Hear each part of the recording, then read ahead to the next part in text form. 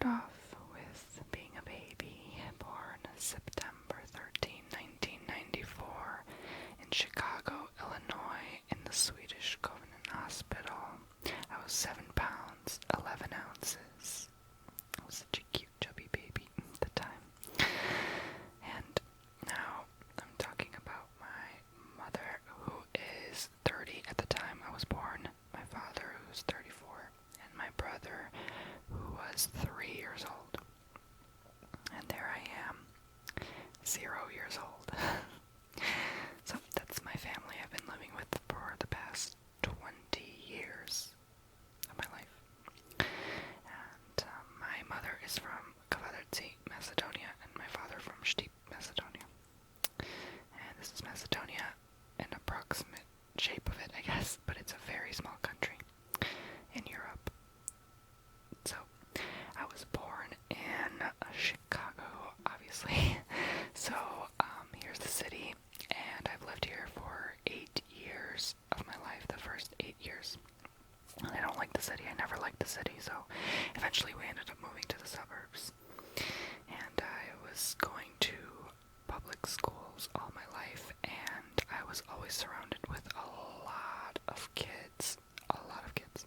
And I mean thousands of kids. So I was never alone, let's just say. There were always people to talk to, always friends to make, and that was never a problem for me. I always made friends pretty fast. But I did go on vacations and travels and trips a lot. We used to go to Florida all the time, back and forth from Illinois, so we actually owned a property there. And I would always have to catch up on a lot of homework, which was no fun for me, but I ended up getting decent to good grades anyway, and catching up and doing great. But, yep, there's the palm tree I'm drawing. And there is a martini, even though I was too young to drink at the time. So, it was well worth it. Sorry, I'm not very good at this. And, yeah. Kids used to always make fun of me for going on my vacations and missing out on a lot of school. You can see a very aggravated kid right here scolding me for basically not ever being in school, even though I was, but they were just exaggerating. And they used to call me a human ATM machine, and that I was playing hooky all the time. But in middle school and later on, I was always bullied by some pretty lame kids, and that made my self-esteem lower a lot, and I was really sad and basically cried myself to sleep.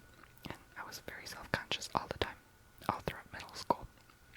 But later on in high school, I became way more confident, and I had amazing friends who teach me how to stand up for myself. And so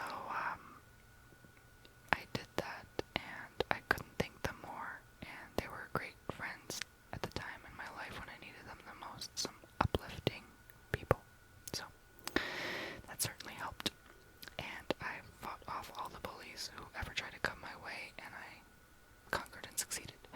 But the hardest part of my life was when I was coming out, and that was also in the beginning of high school, especially to my family and my friends, and nobody understood. Most friends saw that coming, they knew, but it was very difficult on my family at the time. So I was going through depression, I was thinking of my identity, and I was just very confused at the time. So it was a very sad, depressing time for me in my life.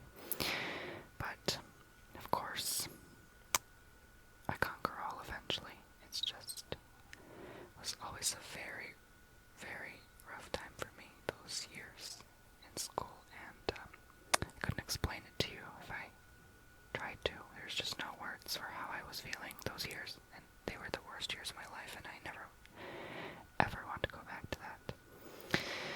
But I opened my YouTube channel in 2009, around the time when I was feeling this way. And my first channel was called TonyTony91319994. Yeah, very long username that nobody will ever remember. And I was doing video reviews of popular music videos and YouTube videos in general,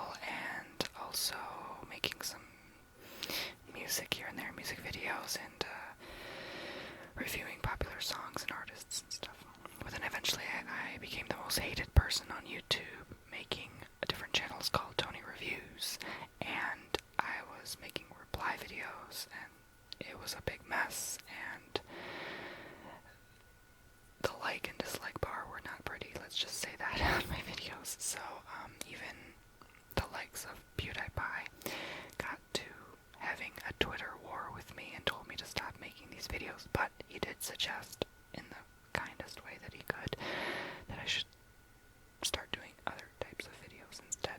So, I actually do thank him to this day, because maybe if it weren't for our Twitter war, I might have not started the ASMR channel, which I opened July 18 of 2012, and that is the day that I forever changed my life for the better and the positive. So, this is my life after starting the channel. I went to University of Illinois in Chicago, or UIC, and I had to pursue a degree in earth sciences to get my bachelor's degree. No, that did not happen. I eventually ended up changing my degree to criminology, or criminal justice, and that also didn't happen. I got bored quick, like I do with everything, because I always bore easily, and if something doesn't stimulate my mind long enough or well enough, or it's not my passion, of course I ditch it. So I knew I had bigger, better plans coming for me, but I was also very, very confused. I was almost on the verge of becoming depressed again. I was super, super upset. I felt like my life was just turning for the worst again. I thought I was finally getting out, doing better things for myself, and I just formed even more confusion in my mind. But eventually I ditched and dropped out of university and went ahead for a massage therapy program. And then after that I got my degree in massage therapy and my license, and I ended up moving to Florida and traveling with my mom in the car for 1,200 miles, or like 2,000 kilometers. All the way, moved all my stuff, and now I'm here living in Florida, and I couldn't thank my mom enough for helping me through that, and I couldn't thank all of you enough for all of your support constantly and making most of my dreams come true so far. And I know I'm only 21, but I still have a long way to go, that's for sure. But this is all that was on my mind the last few years, and I know dreams eventually do come true, no matter how hard you try or how strong you believe. And 170,000 plus and 50 million plus views, all of you later, after all of these years, I'm here today telling my story, and me and my friend Jenny are the best friends in the entire world. She's my only friend, she's my true friend, and I'm so grateful and happy to have met her a couple years ago online, and we're finally meeting up in a month, and by the time I post this, it's less than a month. I'm going to fly to see her soon, so I'm really happy about that, and we just have so much in common and share so many thoughts, and she helped me through most of my tough moments, so I thank her forever for that, and I thank all of you